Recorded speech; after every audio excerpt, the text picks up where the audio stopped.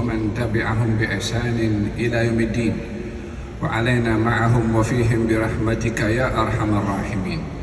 Amma ba'du.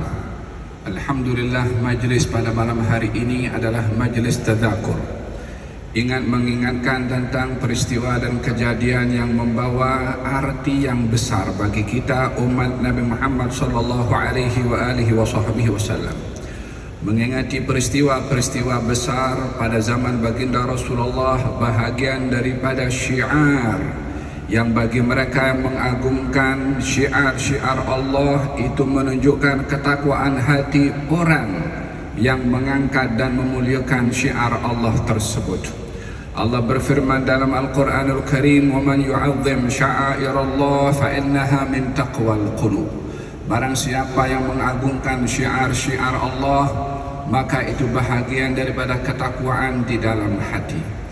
Bila di dalam peristiwa Isra dan Mi'raj yang kita dengarkan sebentar tadi daripada Al-Habib Al-Fadil Al-Habib Ahmad Jamal bin Taha Ba'agil menceritakan bagaimana Nabi diajarkan oleh Allah memuliakan dan membesarkan syiar-syiar Allah, seperti Masjidil Haram, seperti tempat hijrahnya Rasulullah kota Madinah, seperti tempat kelahiran Nabi Isa alaihissalam, seperti Masjid Al-Aqsa dikunjungi. Semua itu disebabkan di situ adalah bahagian daripada syiar, maka diangkat syiar itu dengan dikunjungi, diziarahi oleh baginda Rasulullah walaupun orangnya sudah tiada, walaupun Nabi Isa sudah tidak lagi berada di tempat itu, namun kesan dan bekas yang ada di tempat itu menjadi salah satu destinasi yang dikunjungi dan disinggahi oleh baginda Rasulullah. Bila tempat kelahiran Nabi Isa disinggahi, bila kubur Nabi Musa diziarahi, bila tempat yang menjadi kiblat umat yang terdahulu didatangi oleh Rasulullah, bukankah mengagungkan syiar yang ada kaitan dengan baginda Rasulullah lebih utama bagi kita sebagai umat Nabi untuk meraihkan dan juga membesarkan? Kalau Nabi Muhammad memuliakan syiar-syiar Nabi yang terdahulu untuk mengajarkan kepada kita, kita lebih utama untuk mengangkat dan membesarkan syiar-syiar Nabi Muhammad sallallahu alaihi wasallam, disebabkan oleh kerana kita adalah umat beliau dan beliau adalah Nabi yang diperuntukkan oleh Allah untuk kita.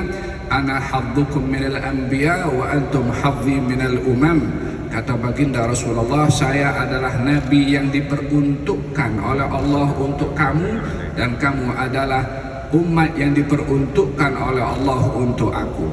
Ya subhanallah, tidak hanya Nabi mengatakan bahwasanya aku adalah Nabi yang diperuntukkan untuk kamu, tetapi untuk memberikan tunjuk kasih sayang kepada umatnya, dan juga bagaimana perhatian dan bangganya beliau dengan umatnya, mengatakan wa antum hadzim minal umam, kamu adalah peruntukan yang Allah peruntukkan untuk aku, kata Nabi, daripada umat-umat yang terdahulu.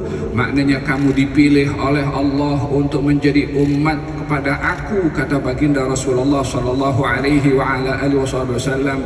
Sebaik-baik Nabi adalah Nabi kita, dan sebaik-baik umat adalah umatnya Nabi Muhammad, karena kemuliaan Nabi Muhammad sallallahu alaihi wasallam. Mengingati peristiwa Isra dan Mi'raj, mengingati Al-Quran. Mengingati peristiwa Isra dan Mi'raj, mengingati wahyu dan firman Allah subhanahu wa ta'ala. Seperti mana ayat yang dibacakan sebentar tadi, yang kita raikan pada malam hari ini untuk mengkaji, mendalami, menghayati ayat tersebut untuk diambil ibrahnya. Di dalam Al-Quranul Karim, Allah menceritakan peristiwa-peristiwa yang berlaku bukan sekadar cerita untuk diketahui, tetapi cerita untuk diambil hikmah, cerita untuk diambil ibrah. Bukankah Allah berfirman dalam Al-Quran menceritakan secara general daripada peristiwa-peristiwa yang berlaku? Katanya, وَذَكِّرْهُمْ بِأَيَّامِلَّهِ إِنَّ فِي ذَلِكَ لَآيَاتٍ لِكُلِّ صَبَّارٍ شَكُورٍ. Peringatkanlah kepada mereka tentang kejadian-kejadian besar di sisi Allah. Sesungguhnya dalam memperingati kejadian-kejadian itu ada tanda-tanda kebesaran Allah bagi orang yang bersabar dan juga bersyukur. Memperingati peristiwa Isra dan Mi'raj adalah untuk mengambil ibrah daripada peristiwa tersebut, dan itu yang disuruh di dalam Al-Quranul Karim. Tidaklah kita berbahas adakah Nabi pergi Isra dan Mi'raj itu di bulan apa. Tidaklah kita ingin berdebat panjang mana bukti Nabi pergi dalam bulan Rajab atau bulan lainnya. Semuanya adalah pendapat ulama yang ianya adalah bahagian daripada penjelasan yang mereka dapat daripada orang-orang yang terdahulu. Bukan itu poinnya, bukan itu intinya, tetapi ibrah yang perlu kita ambil daripada peristiwa Isra dan Mi'raj, baik kita meraihkannya di bulan ini atau malam 27 atau malam 26 atau malam apapun juga, intinya adalah ibrah yang perlu kita ambil daripada peristiwa Isra dan Mi'raj. Menarik perhatian saya apa yang disampaikan sementara tadi oleh Habib Ahmad Jamal bin Taha Ba'agil mengenai hiburan yang diberikan oleh Allah kepada baginda Rasulullah sallallahu alaihi wa alihi wa sahbihi wasallam. Hiburan menghibur hati orang itu adalah bahagian daripada perbuatannya Allah, seperti mana kita dengar sebentar tadi. Bukan perkara biasa. Ketika baginda Rasulullah ditanya oleh sahabat, "Ya Rasulullah, ma ahabbul a'mali ilallah?" Wahai Rasulullah, apakah amal yang paling disenangi oleh Allah? Kata baginda Rasulullah, yang pertama amal yang paling disenangi oleh Allah, sururun tudkhiluhu ala qalbi akhikal mu'min, memasukkan rasa gembira di dalam hati saudaramu yang beriman. Kemudian au tatruda anhu ju'an, atau kamu mengangkat kelaparan yang ada pada orang-orang lapar, kita beri makan. Au taqdi anhu dainan, atau kamu bayarkan hutang orang yang susah. Au tarfa anhu kurbatan, atau kamu angkat kesusahan yang menimpa kepada orang lain.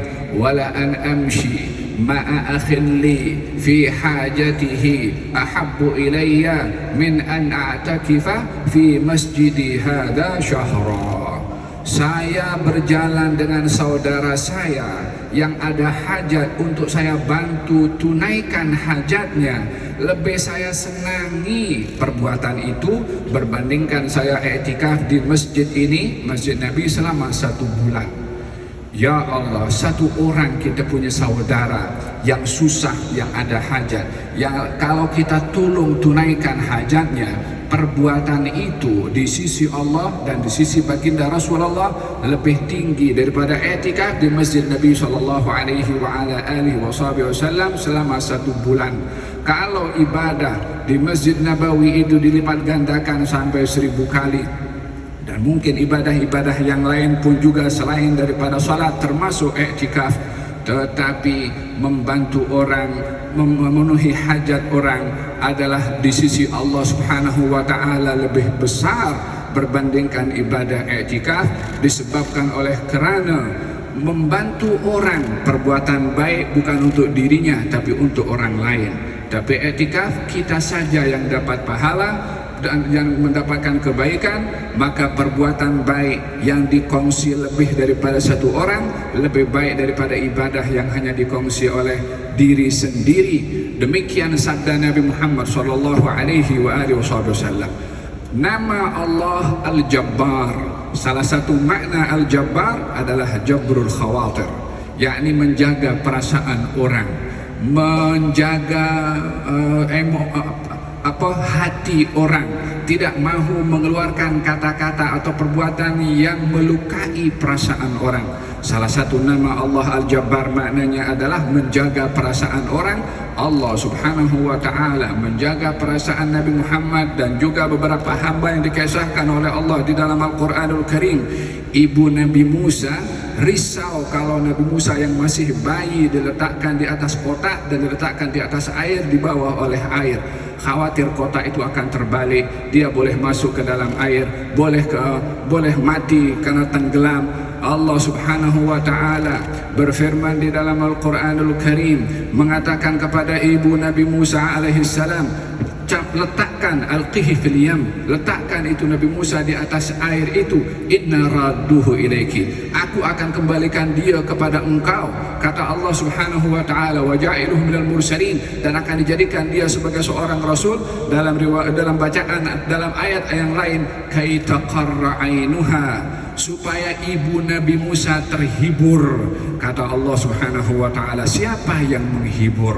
Allah Subhanahu wa taala. Siapa yang dihibur? Seorang ibu yang risau akan keselamatan anaknya. Dengan demikian, bila menghibur itu bahagian daripada perbuatannya Allah Subhanahu wa taala, kita belajar daripada peristiwa Isra dan Mi'raj agar supaya menjadi insan yang menghibur kepada orang yang susah, untuk kita dihibur oleh Allah Subhanahu wa taala. Dan itulah yang berlaku kepada baginda Rasulullah sallallahu alaihi wasallam. Daripada peristiwa wafatnya Siti Khadijah yang kita dengar sebentar tadi, dan juga bapa saudaranya Abu Talib, lalu kemudian tidak mendapatkan ruang di kota Mekah untuk berdakwah, terpaksa keluar daripada Mekah menuju ke Taif untuk berdakwah dan mengharapkan adanya respon positif daripada orang-orang Taif untuk menerima ajakan beliau. Namun yang berlaku di luar apa yang dijangka oleh beliau, apa yang disangka oleh beliau. Dilempar, dihalau, dimaki, dicaci, sampailah berdarah daripada anggota badan baginda Rasulullah, mengelak daripada lemparan orang-orang Taif, sehingga sampailah jauh lari beliau untuk menghindari daripada lemparan-lemparan itu.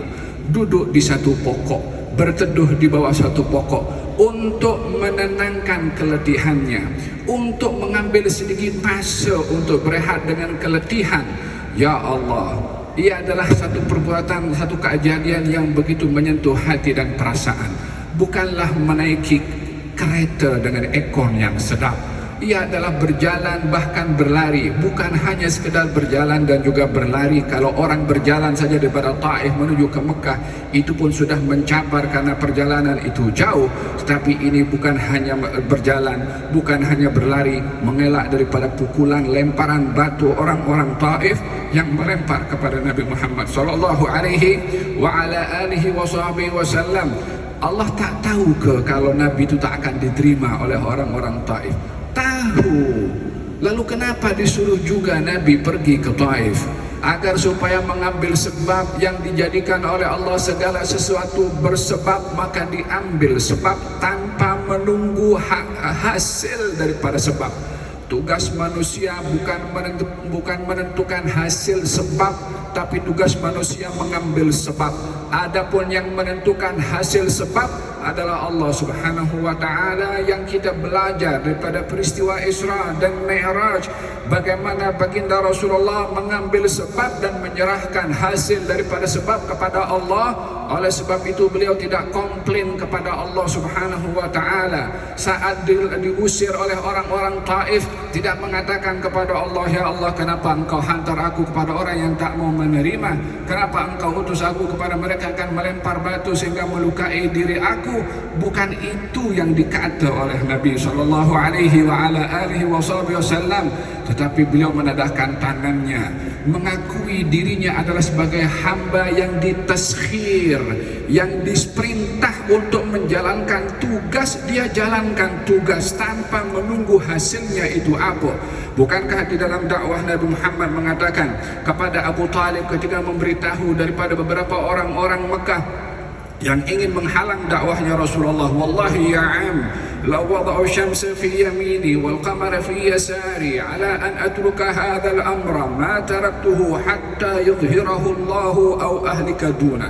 Pak Cik, kalau mereka boleh meletakkan matahari di tangan kanan aku, walaupun itu perkara yang mustahil, dan mereka meletakkan bulan di tangan kiri aku untuk tidak berdaya bergerak, itu pun juga mustahil. Tapi kalaupun boleh, aku tak akan berhenti untuk berdakwah juga dalam keadaan apapun juga. Sehingga Allah jayakan dakwah aku ini atau aku binasa dalam memperjuangkan dakwah. Pilihannya dua, mengharapkan Allah kasih jaya. Dia tak mengatakan sehingga aku berjaya, sehingga aku sukses, sehingga aku banyak pengikut. Tidak begitu sikap Nabi SAW, hatta yudhirahullah, sehingga Allah jayakan. Atau saya binasa dalam memperjuangkan dakwah. Tugasnya berdakwah, apa yang berlaku kepadanya dia jalankan tugas.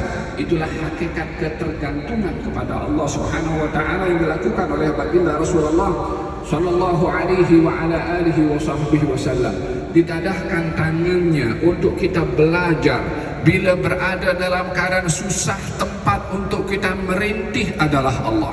Untuk kita belajar, bila kita berada dalam keadaan sempit, untuk kita bersandar adalah kepada Allah. Untuk kita belajar dalam kesulitan apapun yang kita hadapi, Allah adalah tempat untuk kita meluahkan segala permasalahan yang padanya ada segala solusi.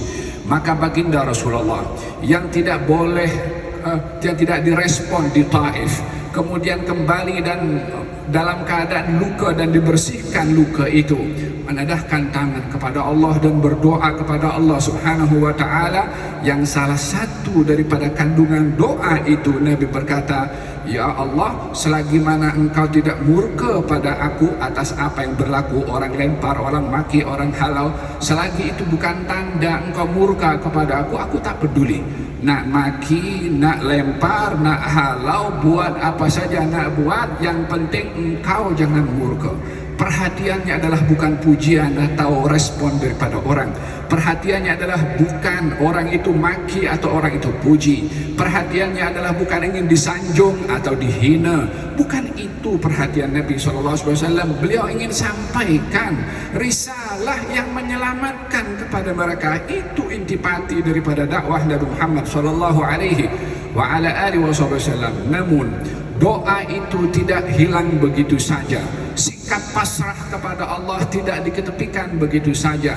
Setelah dari wafatnya Siti Khadijah dan Abu Talib, ditolak oleh orang-orang Taif, kembali ke Mekah, tak boleh masuk lagi ke kota Mekah. Kota kelahirannya sendiri, kampung halamannya sendiri, negerinya sendiri, tidak dibenarkan. Sehingga tak ada tempat beliau.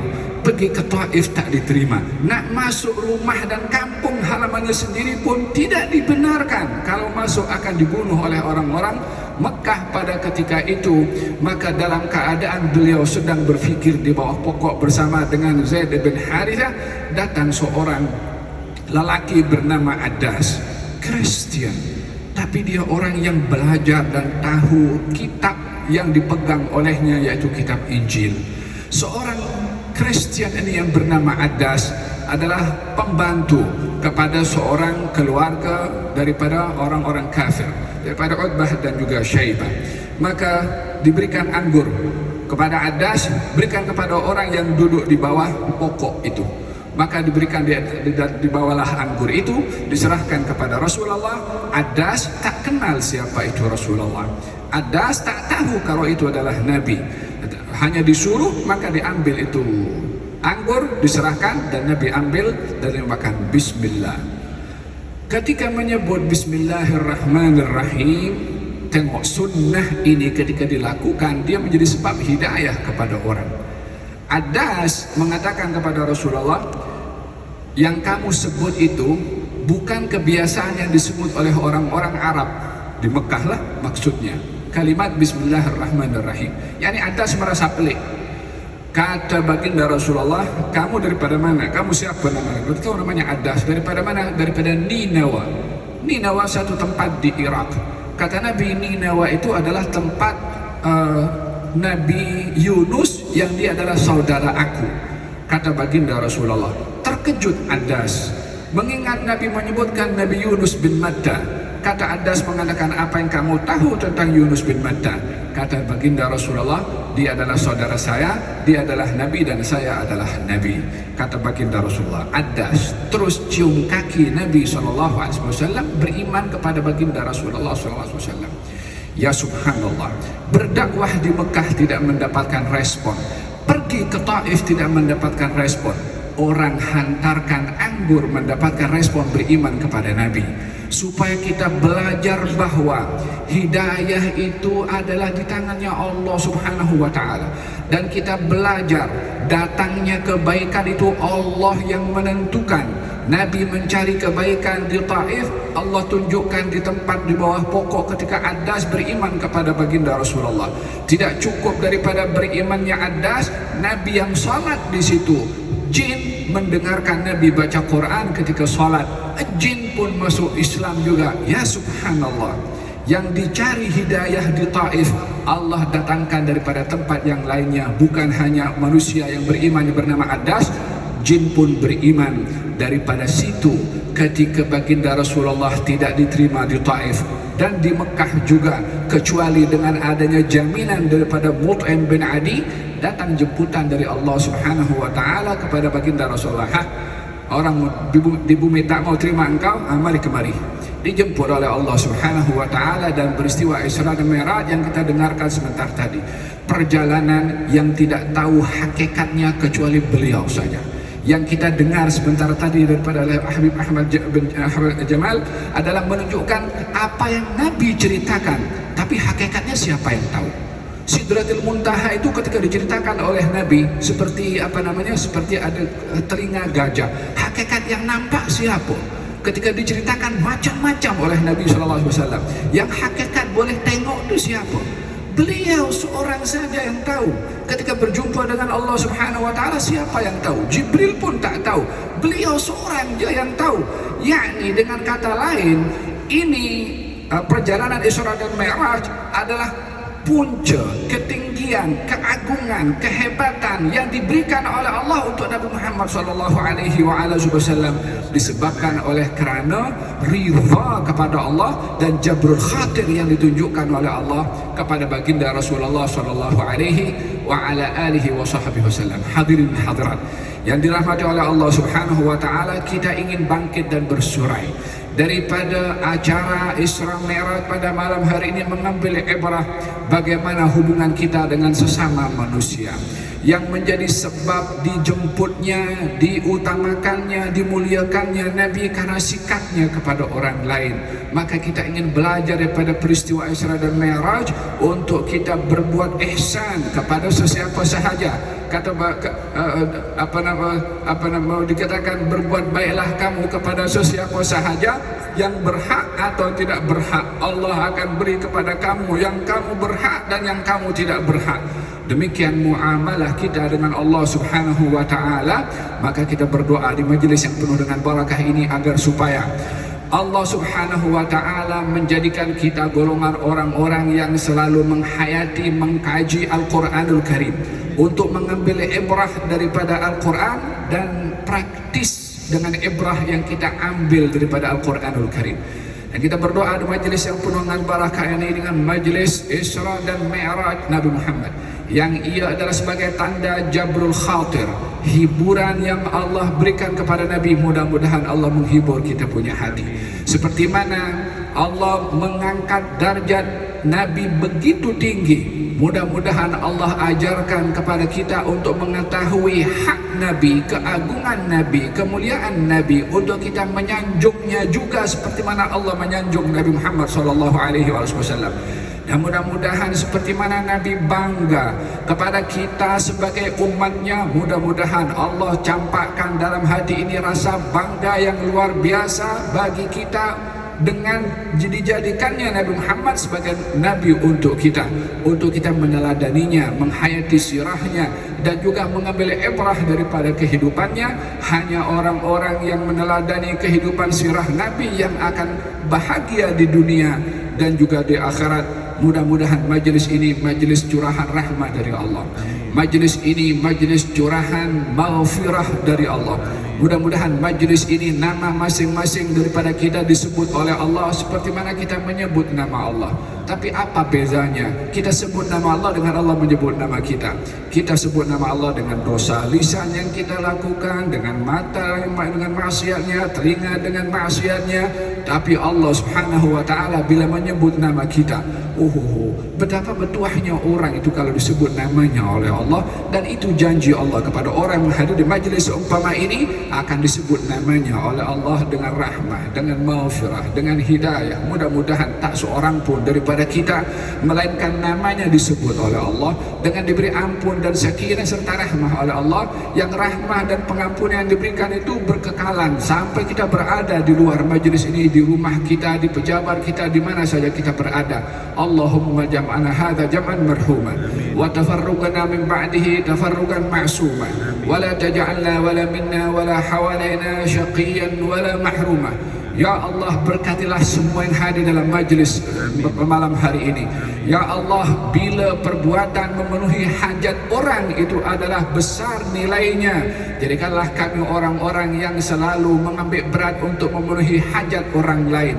Engkau berjanji akan membantu orang yang membantu orang lain. Jadikanlah kami mendapat bantuan daripada Engkau dengan membantu kepada orang lain dan tidak melakukan kejahatan kepada orang lain, ya Rabbal Alamin.